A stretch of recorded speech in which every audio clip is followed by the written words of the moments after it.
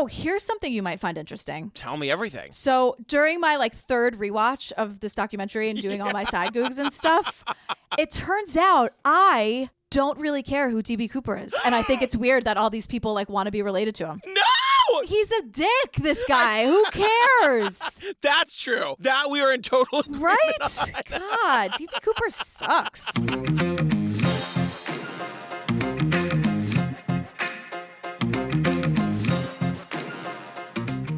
Hey, Jillian Pensavalli. Oh, hey, Patrick Hines. You guys, I'm going to say this right at the top. My voice is scratchy AF, but I am fine. It doesn't hurt. I just have a winter cold, and I can't make it go away no matter how much tea I drink, girl. I know you've been sleeping a lot and drinking a lot of tea. Yeah, but I've listened to podcasts where people sound like this, and it's hard to listen to because it makes me feel like their throat hurts. I'm totally fine. Nothing hurts. And I'm just going to get through it the best I can. Look, I did this to you last December, if you remember. I completely lost my voice. I felt fine, but I could not speak, and I thought my life and career was over. So I totally get what you're going through. You guys, just really quickly, if you want more GP and me, join us on the Patreon. Over 150 full bonus episodes to download a binge right this second. Everything from I'll Be Gone in the Dark to Don't F with Cats, Fear City, Serial, The Staircase, Lorena, The Jinx. The Vow. The Vow. Tiger King, you probably said. Yeah, it's a big party. I say it every time. Oh, and after parties also. We're just hanging out with you. Ad-free versions of these episodes. It's everything you could ever want from GP and me, starting at the $5 level on the Pates. Also, you guys, find our website. Check out our merch store. We're giving every dime of our merch sales to charity. Yeah, I have ideas. I want to talk to you about them. Ooh. I have ideas. I have more ideas for merch. So more merch is coming. That's a big announcement I just made. Sorry.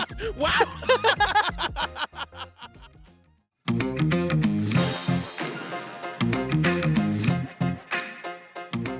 All right, girl, what are we talking about today? We're talking about the mystery of DB Cooper and why everyone is obsessed with being related to this guy.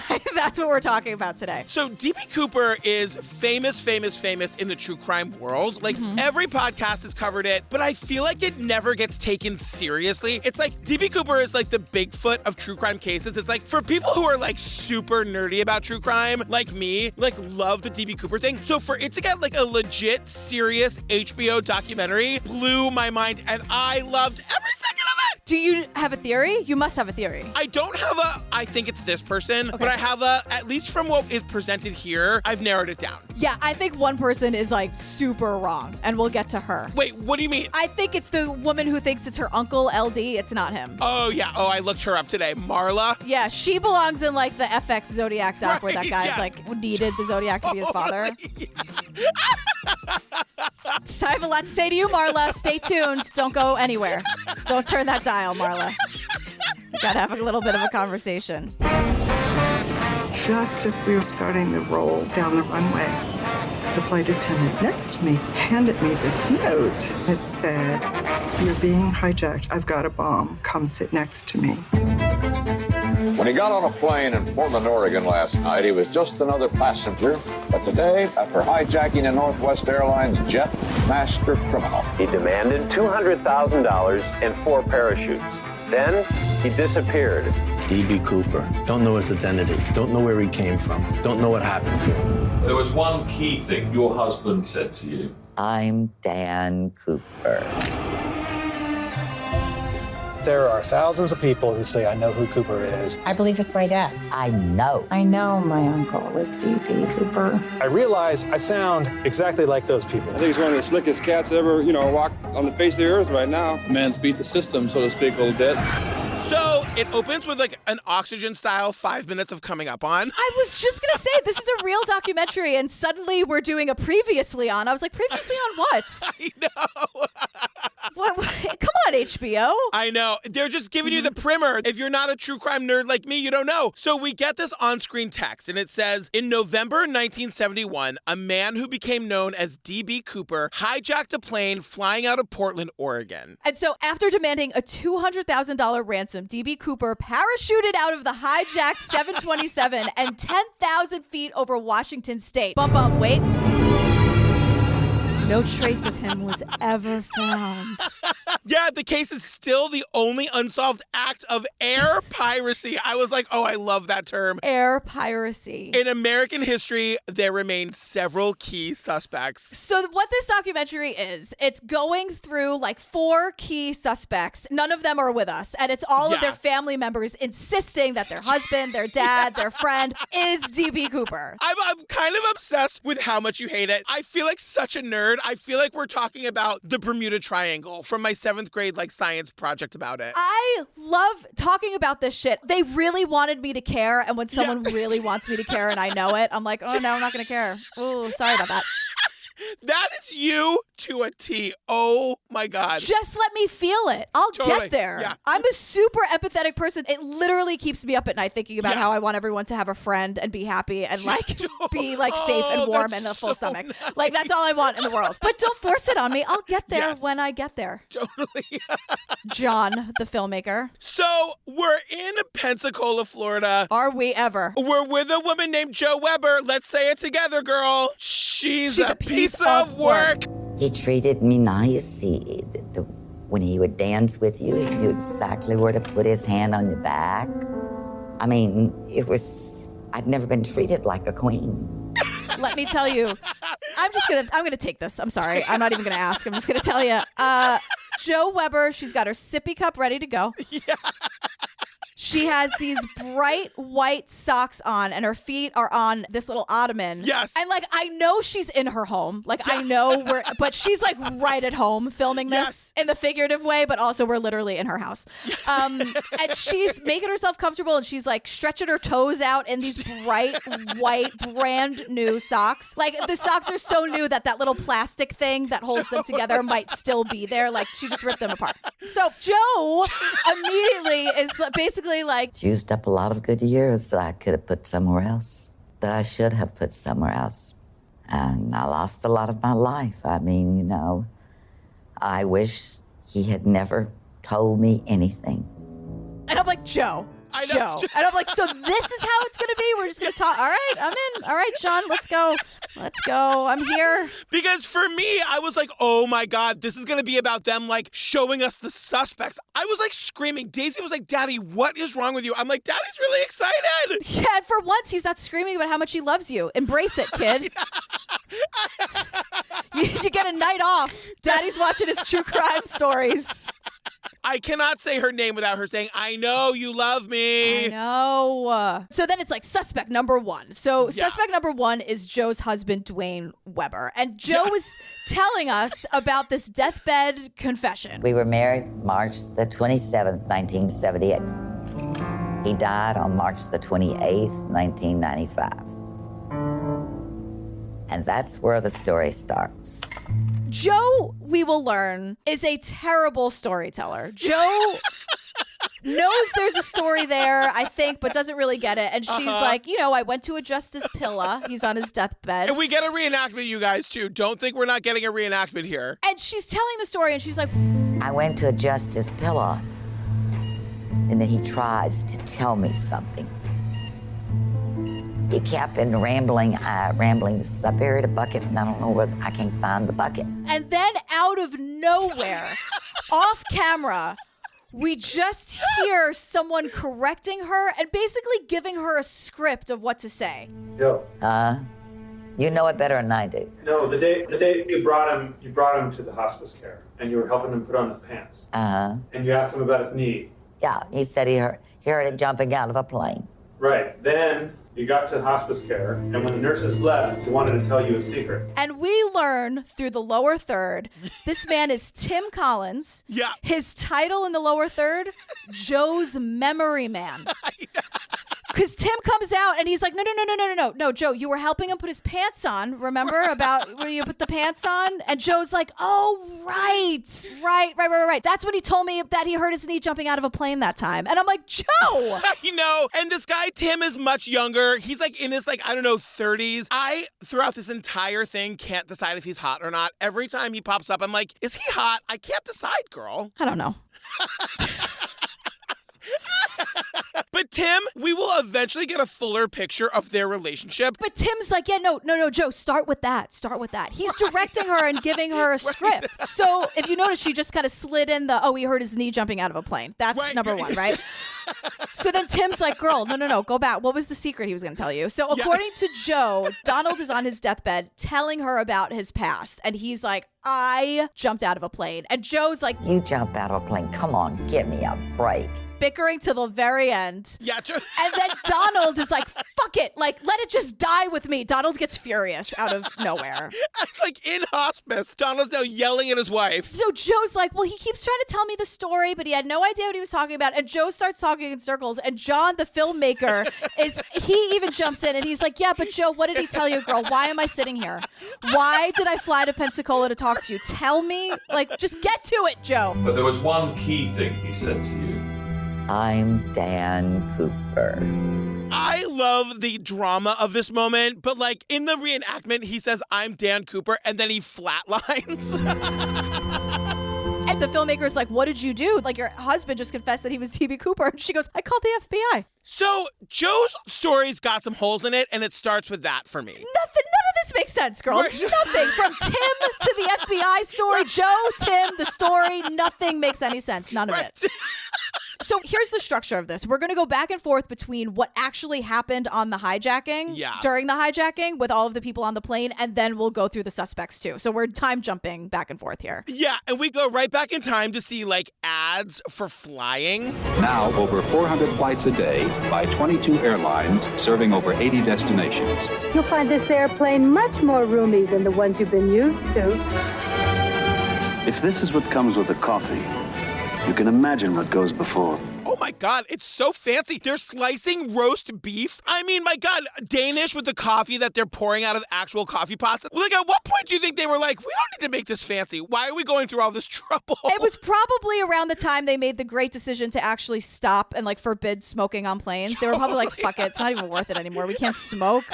But we meet Tina, and she was a flight attendant on this plane. If you are familiar with DB Cooper lore, like the flight attendant is like a big fucking deal. So I don't know if she's given interviews before, but I've never seen her or even ever knew her name. And I was like, I just screamed. I think I kicked the coffee table. I was like, oh my God, the flight attendant! Like, I lost my shit. I couldn't believe we were meeting her. Well, are there Reddit threads about like how garbage this airline company was? Like, because all of these commercials are women like sexualizing air travel. Plus one thing no other airline can ever offer.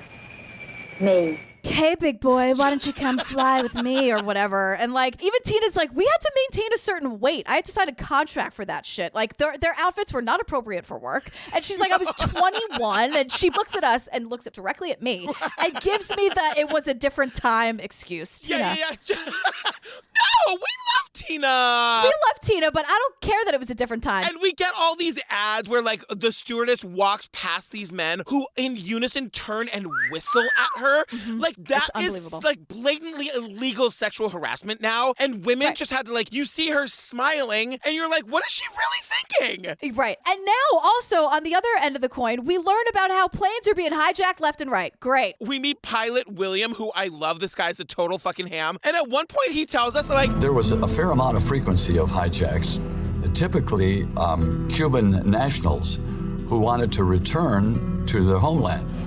Everybody on the airplane would get a bottle of rum and a couple of cigars and got back on the airplane and flew home and thought it was really a fun thing. Hijackings were kind of fun, you guys. Like, you'd think you were going to Cincinnati, but then some Cuban national would get on and want to go home, and we'd have to fly to Cuba. We'd all get a bottle of rum and a cigar, and we'd be home by midnight. Yeah, he describes it as a party, but then he's like, but this one was different. But this one was different because it was hijacking demanding money. So we're at Portland International Airport. It's Thanksgiving Eve, 1971, and we meet Bill Mitchell. He's a passenger on the plane. Again, this is a big deal. Like, you're the guy that was sitting across the fucking aisle from DB Cooper. What?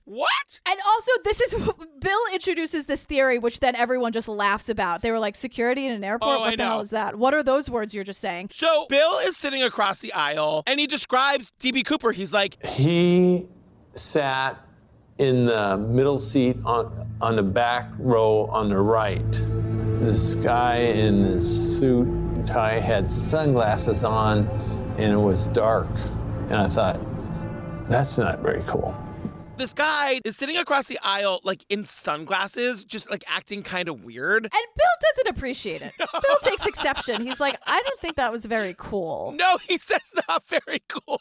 And so there's a second stewardess on the plane, and she's not here with us. Her name is Florence Schaffner. They call her Flo. Yeah, they call her Flo. She was the number 2 flight attendant, and I feel like that just means like she weighed in like a little bit more than Tina that week. So they're like, you're the number 2 on this flight. You're demoted. Totally. Idiot. Hey, nice weak arms, you dummy.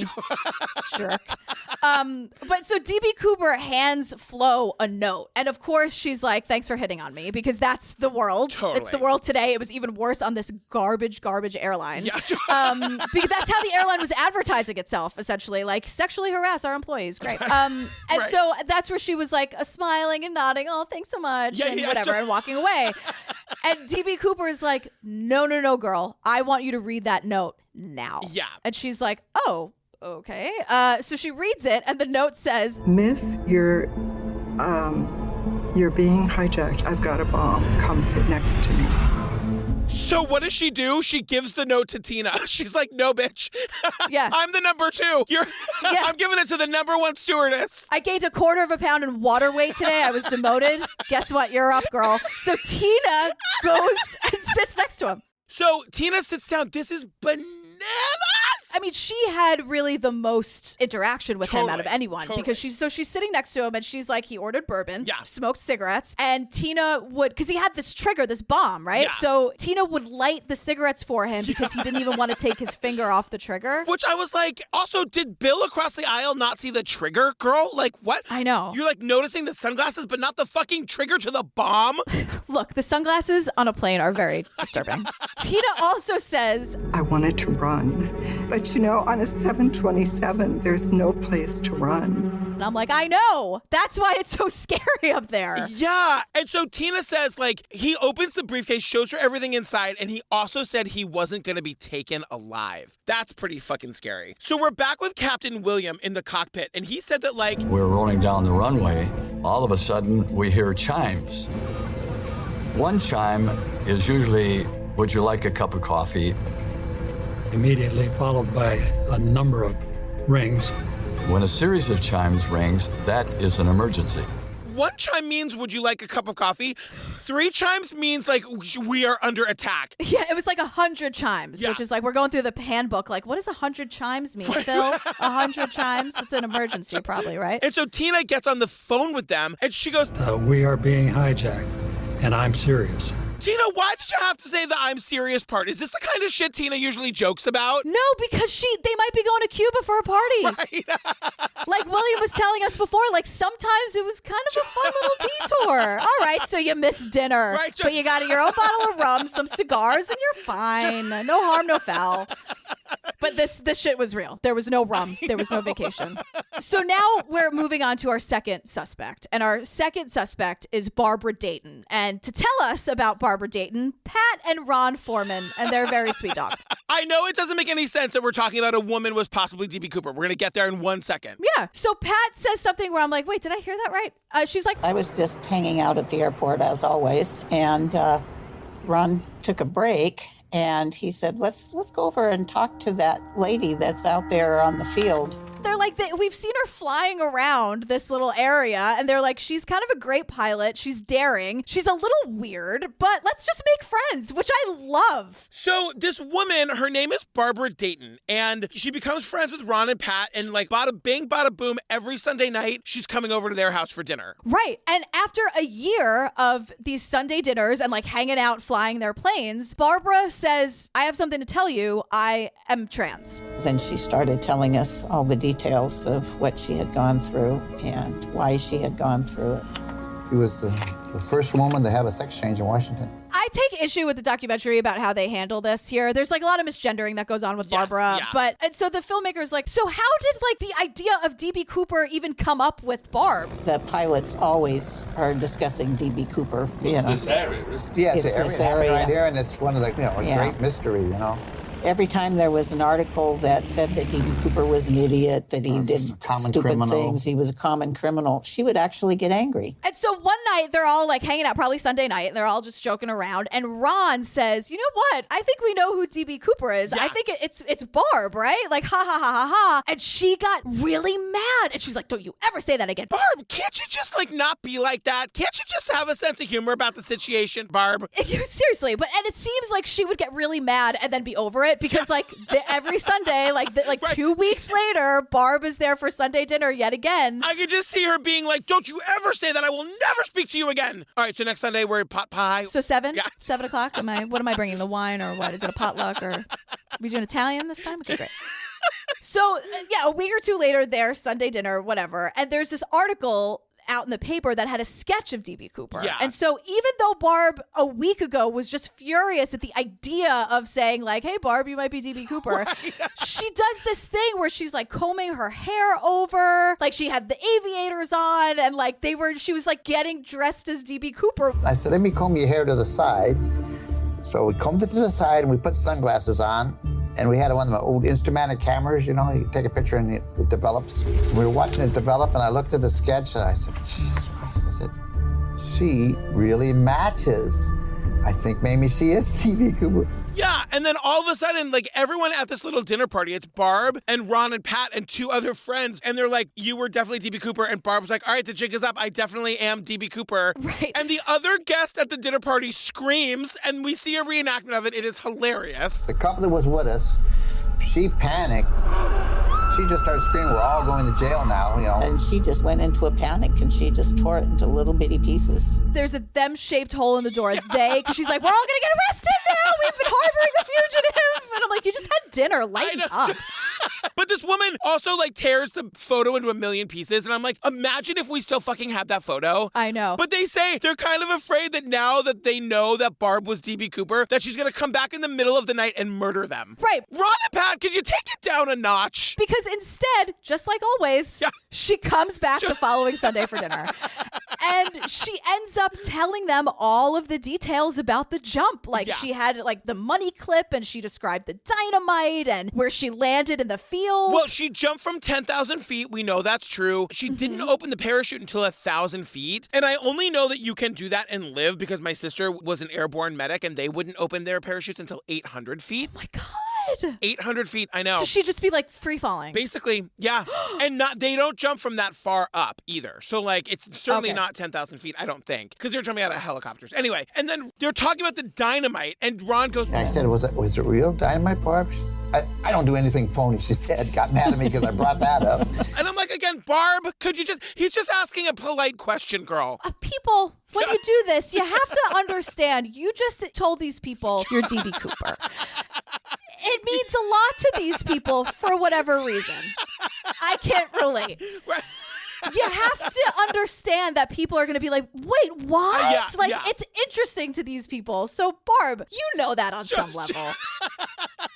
Take it down. Just let them have it. I'm just saying, Barb just doesn't sound like a lot of fun. That's all I'm saying. I know. And they say that, of course, if she had been D.B. Cooper, she landed in a field, she, hid the parachute, she, put on her women clothing and a wig and walked out. Policeman could have hitched her up. They never would have. Here she's got a wig on. She's a woman. Who's gonna stop her?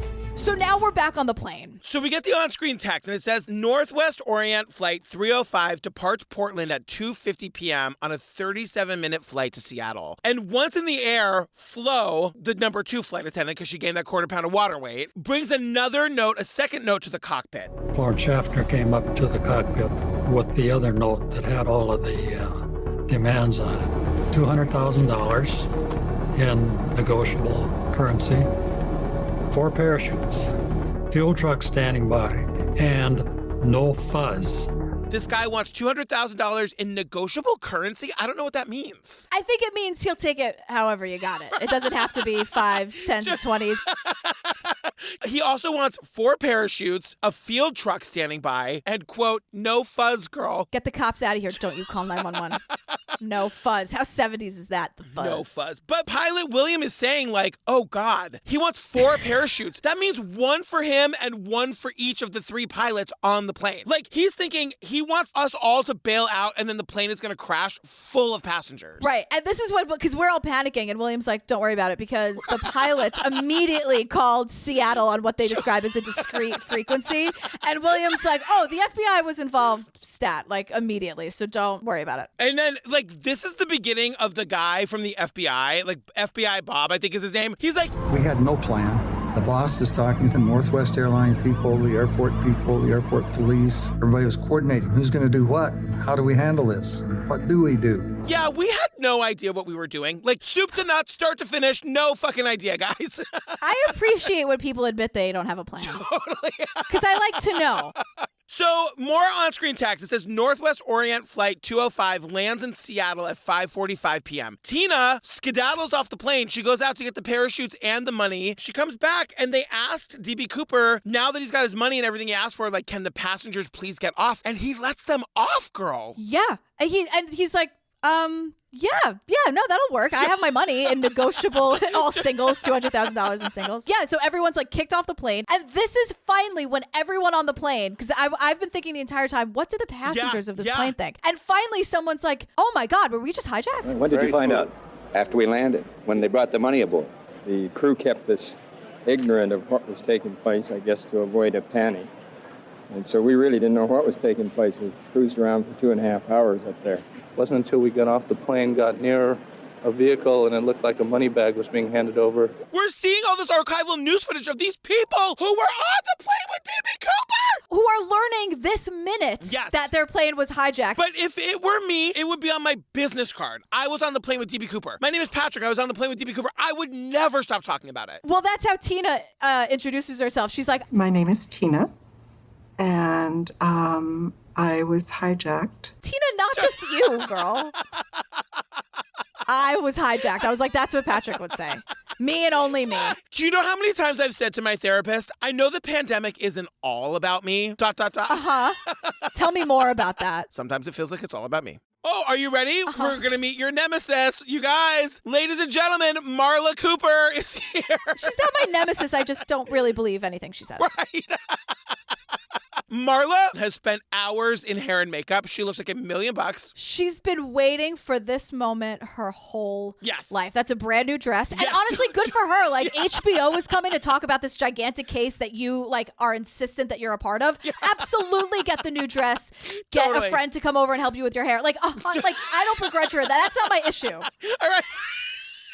So suspect number 3 is Marla's uncle, L.D. Cooper. And Marla's last name is Cooper. And for real, Cooper. Like, that's not made up. So her uncles Dewey and L.D. are, as Marla says, pretty rowdy. And she was walking through the woods with them a couple days before Thanksgiving. And if you remember, the hijacking happens on like Thanksgiving Eve. So she's saying like a few days before the hijacking, we're all like on a family like hunting trip in the woods. Right. And LD, who she claims is D.B. Cooper, is her favorite uncle. And so she's like walking around with her uncles talking about hunting, and they're like plotting and planning. And they said, oh, we're going to go hunting tomorrow morning. I said, are you going turkey hunting? And they kind of laugh. Yeah, we're going to go shoot us a great big turkey. And they're just sort of playing a game of mental keep away with me. Like, they've got a secret. What they're telling me is not the whole truth. She's 8, by the way. We should mention, like, this is 1971. She's like 8 years old. Everything she says sounds so rehearsed and dumb. Yes. Like, it just sounds like she's reading a script. In fairness to her, like, this is probably the 800th time she's told this story, but I hear what you're saying. Yeah. Yeah, it's just like no 8-year-old would remember the details. Yeah, because what she's saying is that, like, her 2 uncles were talking about the hijacking they were going to do in a couple days, and they just, like, didn't want her to know about it. But yes, you're right. There's no way she would remember this. Right. And then the next morning, their uncles show up to the house, and LD is in the passenger seat of the car. He's wearing a white shirt with blood on it. He's nearly unconscious. Yeah. Then the uncles get out of the house, and LD, who, remember, was just unconscious, is like, we did it! We hijacked the plane! We're rich! Our money problems are over. Then, according to Marla, the uncles are like, okay, bye. They leave. Yeah. Her dad has zero boundaries, according to Marla, because her dad turns to the 8-year-old and is like, As soon as my uncles left, my dad sat me down and he swore me to secrecy, telling me it's a matter of life and death. You cannot talk about this to anybody. this is so stupid I know. and never happened. Like, there's part of me that's like, probably one or two of these things happened. But like, the way memory works, like, you cannot tie them all together 25 years later. It doesn't work like that. She's telling this like it happened yesterday. Like, the memory is so clear and the quotes and the conversations, and it's like, girl, no. Yeah, I totally agree. So we're back on the plane, and remember, all the passengers have gotten off. So it's only the pilots, DB Cooper, and Tina. Tina's the only one that wasn't allowed to leave. Yeah, they let Flo go because, you know, that water weight. So the plane takes off again. DB Cooper demands that the plane fly to Mexico City. Guess who's super excited about that, girl? William, it might be a party after all, you know? Where's the rum? Hey. I guess I said something about, oh, goody, maybe he wants to go to Acapulco. We can, that beats Seattle on a rainy night. William! He really wants to go to Acapulco. So Tina is telling us that, like, she's trying to keep him calm and herself calm. She's saying that, like, I'm turning on the intercom without him knowing it so they can hear in the cockpit that, like, this guy's anxiety is really escalating. Yeah, and so is mine, because this is when things get really bonkers. Yeah. Because DB Cooper is demanding that they fly the plane at 10,000 feet, because now the more he says that, they're like, oh shit, he's gonna jump. Like, that's why he's doing this. So I just want to add that he says 10,000 feet, flaps down, and the gear down. I don't know what any of that means. Just put a pin in it. I want to come back to that later. Okay, great. Because Pilot William is saying a little bit now, like, here's the thing, planes don't work like this. Right. Like, when the plane is at a certain altitude or whatever, like, the plane won't do what it has to do when the doors are open and the stairs are down. Have you always wondered that? I've always wondered what happens if that door is open and, like, mid-flight. Does the plane just, like, get sucked into a black hole? Like, what happens? Are you seriously asking me if I've ever thought of that? It's all I think about on the plane. It's that and, like, we're just going to fall out of the sky. That or the doors are going to be blown open and I'm going to fly into oblivion and that's the end of me. That's it. I hate that flying is so terrible for you. That's awful. Well, here, if you want to know, like, what's in my brain, like, what I'm visualizing, it's this scene in this documentary because it's this terrifying couple of minutes. It's really, really, it is scary to watch. It's like the doors are open, the lights are flashing, the oxygen masks are down. It's when you think of, like, pure chaos on a plane, that's what the next, like, 5 minutes of this documentary is. And it sounds like the plane's going to explode, by the way. Yeah. I hated it. Because now he wants to jump. Remember, he's got those 4 parachutes? Right. And Tina is saying... He wanted me to open the air stairs. There is a bulkhead door that opens inward, and it's very noisy when that door was open. At that point, he just said, I'll do it. You go up front. William, when Tina arrives in the cockpit, William goes... And I said, Tina, I've never been so happy in my life to see a young lady. Ever the charmer in the middle of a fucking catastrophe. William, now is not the time. The plane sounds like it's about to explode. Do you not see the lights flashing? So he's got to get the stairs down by himself, but the wind is so crazy that William gets on the intercom and tells DB Cooper they have to slow down the plane. That, to me, is that's when the plane falls out of the sky. Absolutely. How does it stay up to begin with? I'll never know. So he does it. DB Cooper somehow gets the slide door open and jumps. And this is when they say in the cockpit, And we got a big bump. We felt those stairs bounced back and closed, and we felt a pressure bump in our ears. And so they can sort of pinpoint that, like, that time and location is where he jumped. So when they're looking for him on the ground eventually, like, that's the area to start. Right. So DB Cooper jumps, and then, like, the obsession begins. Like, before he hit the ground, I was born and became obsessed with this. There were like 30 Reddit threads about it like that, like immediately. They just appeared. And so one of the reasons why, not only is this, it's a fascinating situation, but the airline industry was kind of a mess and everyone was getting laid off. So there was a lot of anger at the airline industry. And so DB Cooper comes in, gets away with stealing $200,000 and everyone's like, he's a folk hero. I think he's one of the slickest cats that ever, walked on the face of the earth right now. You think he's sort of a hero? Oh, sure. I just think that anytime that a fellow's got this much nerve and is successful this far, that everybody's kind of rooting for him a little bit. But a man's beat the system, so to speak, a little bit. And I respect a man who takes his time to do a job well done. He put people through a terrifying ordeal. This guy's not a hero. He's not a good guy. Are you kidding me? I know. So now, suspect number 4. Yes. Is Richard Floyd McCoy. Girl. Yes. He's very handsome. Great. I didn't notice. I didn't use any of my upper register for that either. I know, you got very serious. I was a little worried. Here's the thing with Richard McCoy. They're like, oh, no. It's totally possible that DB Cooper lived because Richard McCoy hijacked a plane, jumped off it, and lived to tell the tale. Right. And so they're saying like the fact that this guy lived means that it was possible to have lived. And so we meet this guy, Ben, and Ben was like this guy McCoy's roommate. And they were really good friends. They were in the Army Special Forces together. And like he talks about how like... And McCoy ended up being my roommate.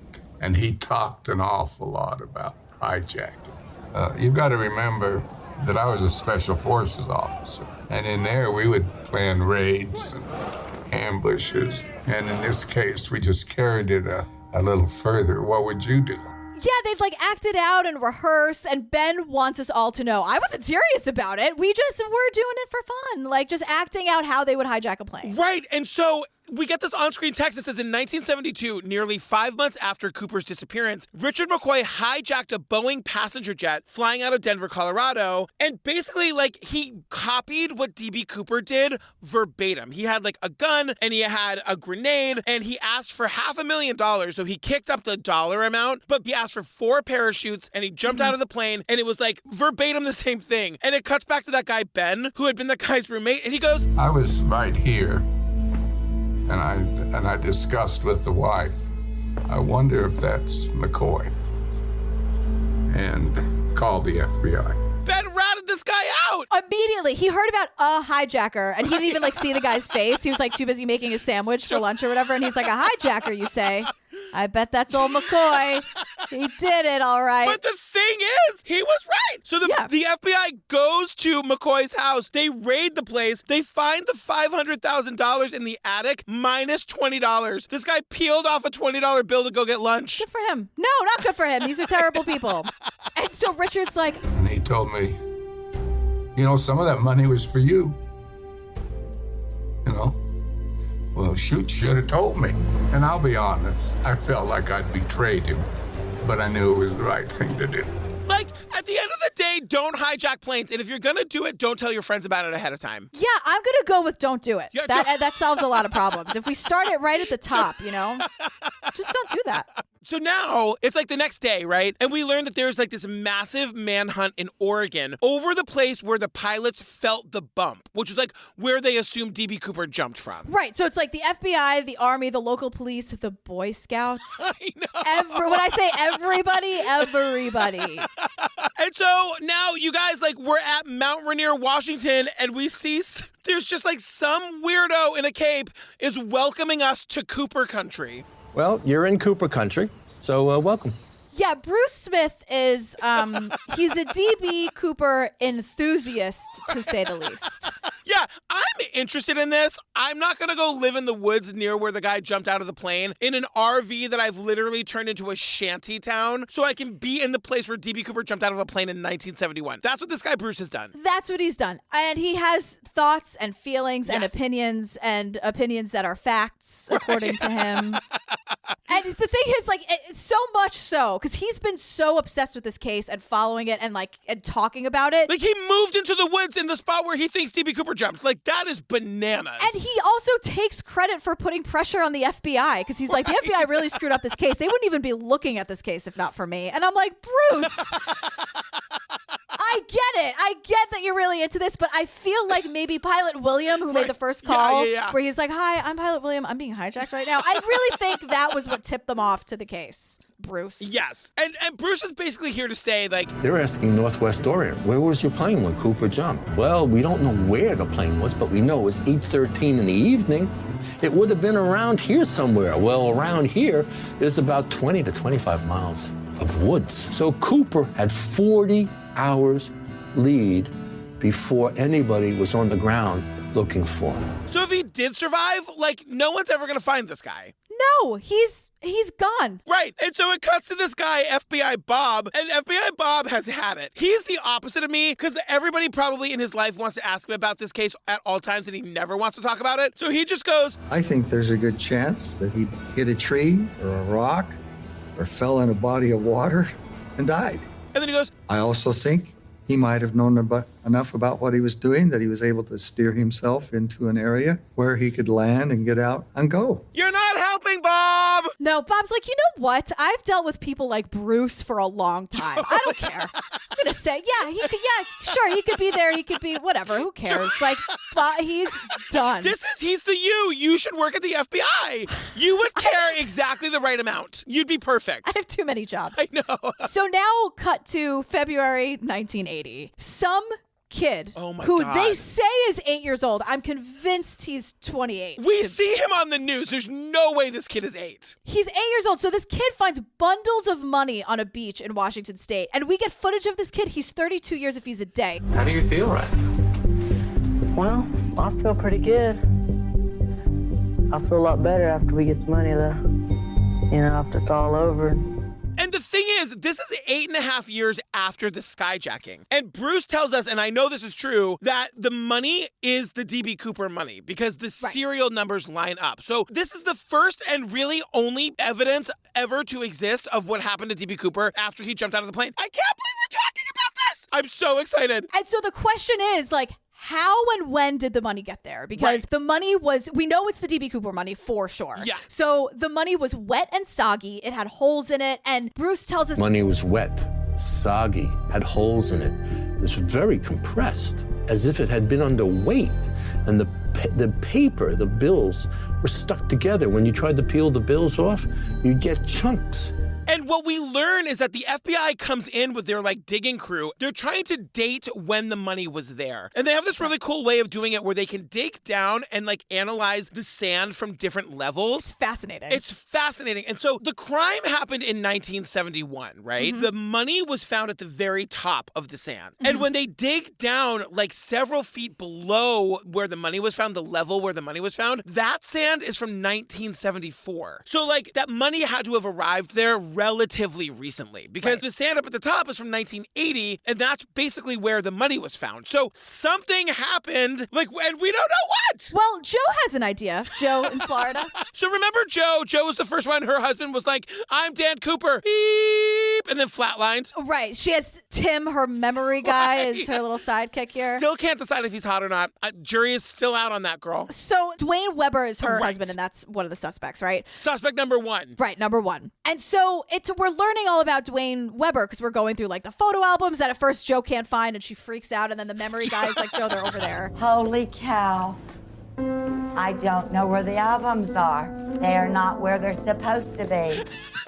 And then it's like, we learned that Tim is like, I'm just like a normal guy, super obsessed with this case. I just like cold emailed Joe, and then they became friends. That's the story. But now he says he grew up 5 miles from where D.B. Cooper jumped. Does he live with her in Florida? Like, does this guy have a job? Tim, what is your story, girl? I don't know. But Tim is basically showing us, I guess, what he does with Joe. Because he's like, look at all these fake IDs that Dwayne had. Yes. And all of that was a revelation. Like, after the husband Dwayne died, that was when they found all of the fake IDs and all of the fake identities. So that's the driving license. This one is a fake one. John Carson Collins. I did not know who that was. That was his picture on there. What was all this about? And then to find out that he had actually been in prison under the name of John C. Collins. And Tim points out that, like, the year 1971, right after the hijacking, Dwayne bought 2 brand new cars, paid for them in cash, right after the hijacking. Yeah. And that same year, he only made $1,000. Like, that is interesting. Like, that's interesting. That's interesting to me. Yeah. So now we're in 1979, and it's so this is 6 months before the kid finds the ransom money on the beach, right? And this is why this story is important, because this story is going to possibly connect to how the money got to where it was when it got there, when the kid found it. So Joe is telling us the story, and I'm like, God help us all. Joe's telling a story now. Thank God we have Rose. Tim. Yeah, like, oh my God, Joe. So Joe like doesn't know anything about DB Cooper, according to Joe, because like, so she's with Dwayne and they're in Seattle for some convention or whatever, and they went early, and Dwayne's like, I want to show you the sights of Seattle, and basically he just drives her around to all of the DB Cooper tourist sites. But she doesn't know what that is. He's saying cryptic things like, one point he stopped at was not too far from Lake Merowin, and he pointed at a place, and he said something about that's where Cooper walked out of the woods, and I didn't know who Cooper was. This is the other place where Joe's story has holes, because she says, he was saying all this weird stuff, I didn't know what he meant, but I also never asked any questions. Joe does not strike me as the kind of woman who doesn't ask questions. Right. Like, that does not compute to me. But then at the same time, Tim is like, I would say even today, she has these memories, but she doesn't quite understand all the significance of different parts of them. Whereas I can listen, I'll filter out a lot of it, but I can pick out pieces that seem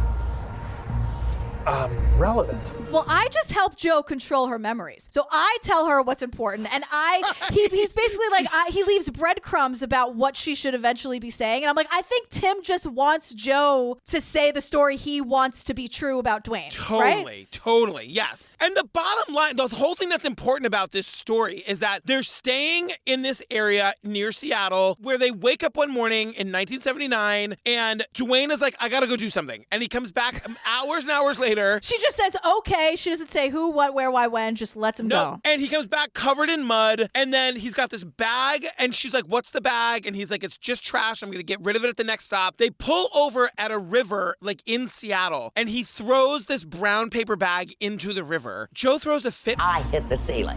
I said, you littered? You put what? You put a bag in the water? A bag of trash in the water? I was angry. Because I had been raised, you do not contaminate your waterways. You do not throw things in there. She's very mad that her husband is a litter bug. I agree. Also, like, people, ask your partners questions. Like, Joe, I appreciate that you care about the environment. I really do. Yes, don't be a litter bug. Don't throw plastic in the fucking lake. Like, I get it. Yes. But maybe just be like, why are you filthy all of a sudden? Like, it looks like you were digging somewhere. Can you answer where you were? Like, that is totally reasonable for Joe to want to ask where her husband has been and why he came back filthy. Because it's not until like 20 years later, when Dwayne dies, they get the DB Cooper information. Tim, the memory guy, shows up, and he's like, oh, you know what? This all makes perfect sense. That paper bag that he threw into the river in 1979. Littergate. Yeah, exactly.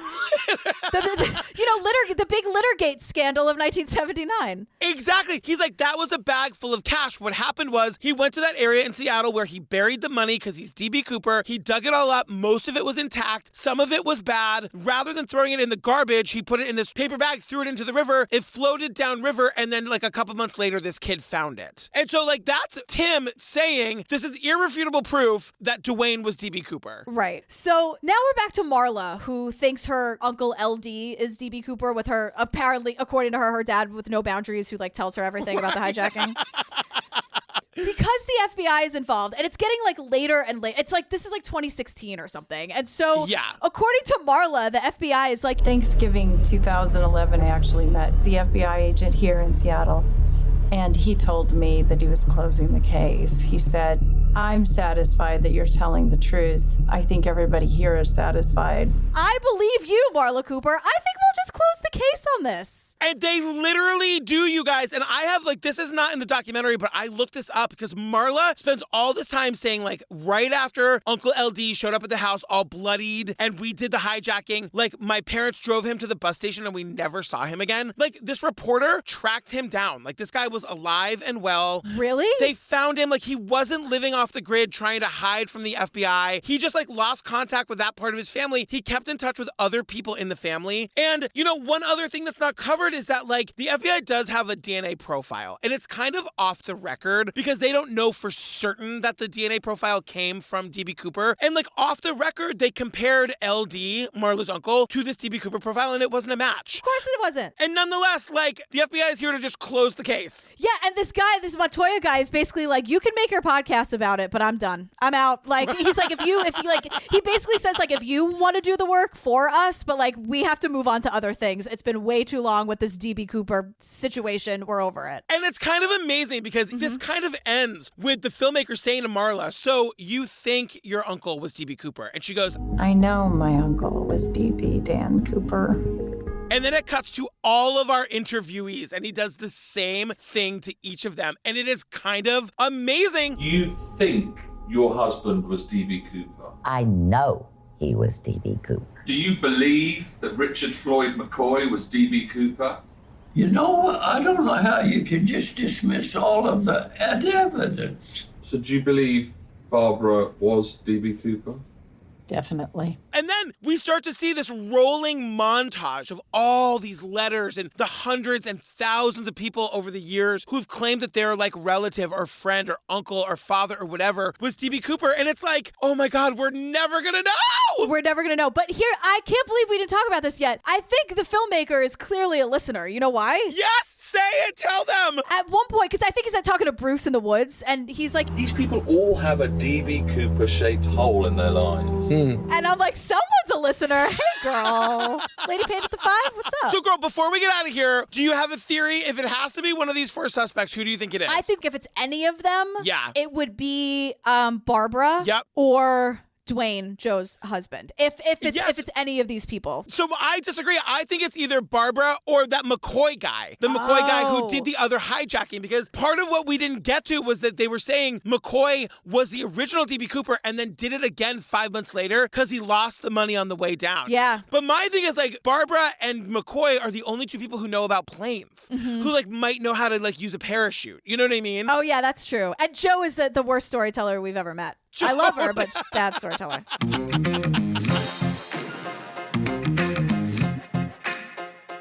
You guys, we did the mystery of DB Cooper.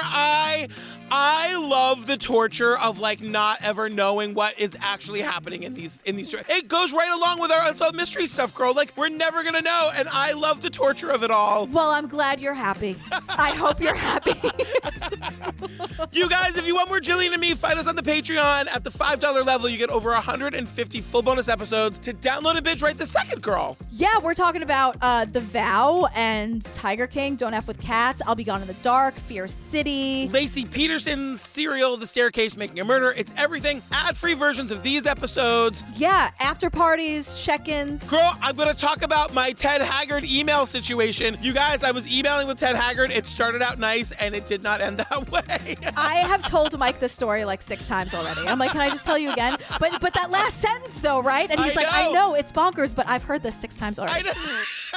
It's been 30 minutes since you told me the first time. I just was in a loop like over and over and over again. It's so great. I had a solid email relationship with Ted Haggard for one day. Well, not anymore. Nope. What, girl, what are we doing next? We are doing Dead Man's Line. What is this? I don't know anything about it. This is very much like, was it Evil Genius where the guy had the bomb strapped to him? Yeah. It's a little bit like that. It's a story about some guy taking another guy hostage, and the footage is unbelievable. And he's got like a shotgun like chained to this guy's neck or something. I've seen this. And he the way he just controlled the media, he was calling radio stations and they were like, hey guy, like what do you want us to tell the news? Like it was a crazy 48 hours of just chaos, and for some reason we have like every ounce of footage from that time. It's bananas. We see it all. So stay tuned for the trailer for Dead Man's Line and then our hilarious outtakes. And that's it, girl. Loving you. Loving you. I'm so glad you had a nice day. Thanks. I'm hoping to get my voice back for next week, girl. I mean, we'll see. Fingers crossed. I mean, you're doing everything right except recording with me. But, like, you're going to bed early and drinking tea, so that's really all you can do. All right. We love you guys. We love you. Thank you. Bye. You've got 100 armed officers around here trying to get a shot at me. I dared them to shoot me. I didn't go down there to be a buffoon. I went down there for vengeance. And by God, I'll have vengeance. He is a white male. He appears to be in his 40s. If he pulls this gun and points at me, I'm going to shoot him. I hope they don't think I'm bluffing. They think I'm bluffing? My God, he's going to shoot him on television. He's coming out. He's coming out. I charge, and they've admitted it. He had a cable around a man's throat attached to the shotgun, so there's no way to get the shotgun away from the man's head. In 1977, Tony Kuritzis kidnapped a mortgage broker and held him captive for 3 days. For the first time ever, the media was able to cover the event live. To some, Tony was a hero. To others, he was a crazed thug. I knew what a shotgun sounded like. And I knew that was a shotgun.